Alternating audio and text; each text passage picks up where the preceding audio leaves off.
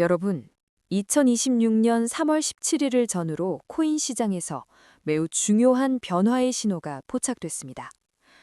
미국 증권거래위원회, 즉 SEC를 둘러싼 규제 흐름이 완전히 달라지고 있기 때문입니다. 그동안 SEC는 비트코인을 제외한 대부분의 알트코인들을 증권으로 볼 수 있다며 억눌러 왔습니다. 하지만 최근 들어 솔라나, 리플 같은 주요 자산들에 대해 증권보다는 상품에 가깝다는 해석이 힘을 얻기 시작했습니다. 아직 법적으로 100% 확정된 것은 아니지만 분명한 건 규제의 방향이 증권에서 상품 쪽으로 확실하게 이동하고 있다는 점입니다. 도대체 왜 이런 변화가 생긴 걸까요? 그리고 이 뒤에 있는 클래리티 법안은 우리의 투자 환경을 어떻게 바꾸게 될까요? 오늘은 이 거대한 판도 변화의 이면을 살펴보겠습니다. 먼저 이 사태를 이해하려면 증권과 상품의 차이부터 짚고 넘어가야 합니다. 우선 증권은 타인의 노력에 의해 수익이 발생하는 투자 계약을 말하고 회사나 재단 같은 발행 주체가 일을 잘해서 가치를 올리면 그 이익을 공유하는 개념입니다. 주식이나 채권 같은 것이 증권에 해당됩니다.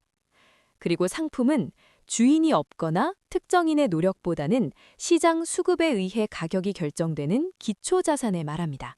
금, 구리, 쌀 같은 것이 상품에 해당됩니다. 아주 쉽게 예를 들어보죠.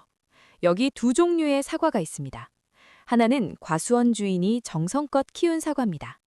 비료를 주고 가지를 치면서 좋은 열매를 만들기 위해 끊임없이 노력하죠. 사람들은 저 주인은 잘 관리하니까 더 좋은 사과가 나오겠지라는 기대를 가지고 투자합니다. 이처럼 특정 주체의 노력에 따라 가치가 결정되고 그 성과를 나누는 구조. 이걸 법에서는 증권이라고 부릅니다. 그동안 SEC는 코인도 결국 재단이 열심히 해서 가치를 올리는 거니까 증권이다 라는 논리로 발행사들을 압박해왔죠. 반면 산속에 스스로 자라는 야생사과는 어떨까요? 누가 시켜서 자라는 게 아닙니다. 그냥 자연의 섭리에 따라 자라나죠. 필요한 사람이 있으면 채취해 가고 가격은 오직 시장의 수요와 공급에 따라 결정됩니다. 특정한 주인이 없어도 그 자체로 가치를 가지는 것. 이런 자산을 법에서는 상품이라고 부릅니다.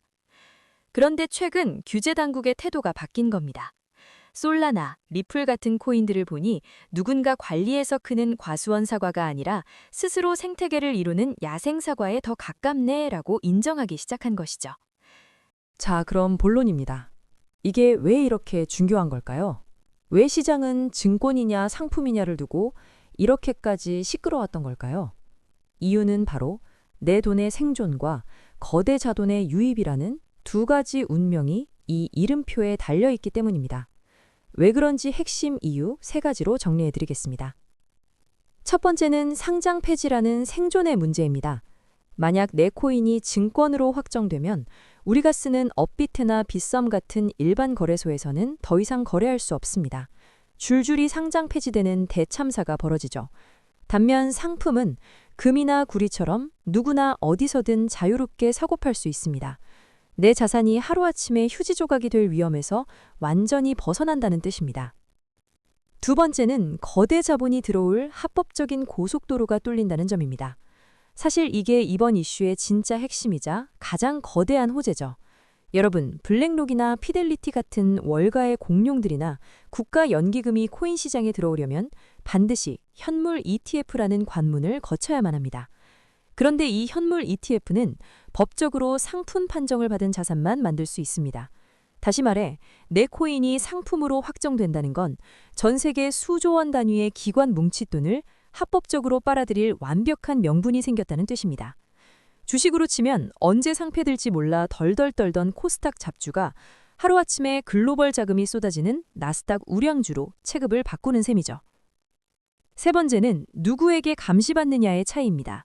증권이 되면 깐깐한 SEC의 감시 아래 수천 장의 서류를 내고 소송 리스크에 시달려야 합니다. 하지만 상품이 되면 상대적으로 유연한 CFTC의 관리를 받으며 코인 재단은 규제 방어 대신 기술 개발과 생태계 확장에만 온전히 집중할 수 있게 됩니다. 결국 이번 사태가 그토록 시끄러웠던 이유는 우리 코인들이 언제든 사라질 수 있는 위험한 투자 계약으로 남느냐, 아니면 인류의 새로운 금으로 인정받느냐의 갈림길에 서 있었기 때문입니다. 사실 이 모든 변화의 배경에는 현재 논의 중인 클래리티 법안이 있습니다. 이 법안은 디지털 자산의 규제 권한을 명확히 해서 SEC가 자의적으로 시장을 쥐고 흔들던 구조에 제동을 걸었습니다. 미국 정치권이 움직이고 구체적인 법안까지 수면 위로 올라오면서 알트코인들이 완벽한 제도권 자산으로 인정받는 건 이제 시간 문제가 되었습니다. 가장 무서운 건 돈의 흐름입니다. 그동안 법적 보호망이 없어서 주식시장에만 머물며 눈치만 보던 월가의 거대 자금들, 이제 그 엄청난 돈들이 규제라는 허들을 넘어 코인 시장으로 쏟아져 들어올 완벽한 명분을 얻게 된 겁니다. 실제로 지표를 보면 상황이 예사롭지 않습니다. 변화의 신호 직후 주요 거래소의 스테이블 코인 유입량이 역대 최고치를 경신하고 있고, 특히 클래리티 법안의 직접적 수혜가 예상되는 리플과 솔라나의 미결제 압정이 폭증하고 있다는 것은 시장의 큰 손들이 이미 다음 랠리를 준비하고 있음을 시사합니다. 역사를 보면 규제가 확립되고 불확실성이 해소될 때 자산 가치는 폭발했습니다. 2008년 금융위기 당시 신뢰가 무너졌던 시장이 새로운 규제체계 위에서 다시 일어섰던 것처럼 지금 코인 시장은 회색지대를 벗어나 제도권이라는 거대한 무대로 올라서고 있습니다. 물론 법적으로 안전해졌다고 해서 코인 가격이 무조건 우상향하는 것은 아닙니다. 하지만 분명한 것은 이제 더 이상 코인이 사라질지도 모르는 신기루는 아니라는 사실입니다. 지금은 무리하게 추격 매수하기보다 이 거대한 변화가 내 포트폴리오에 어떤 기회를 줄지 차분하게 전략을 짜야 할 때입니다. 시장의 신호가 공포에서 확신으로 변하는 변곡점, 그 한복판에 우리가 서 있습니다. 오늘 영상이 여러분의 자산을 지키고 키우는 데 작은 도움이 되길 바랍니다. 시청해주셔서 감사합니다. 유익했다면 구독과 좋아요 부탁드립니다.